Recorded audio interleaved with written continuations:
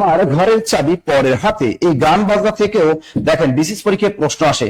আর এই বিসিএস পরীক্ষার 34তম বিসিএস পরীক্ষার প্রশ্নটাই খাদ্য অধিদপ্তর নিয়োগ পরীক্ষা 2021 সালে তুলে দিয়েছে।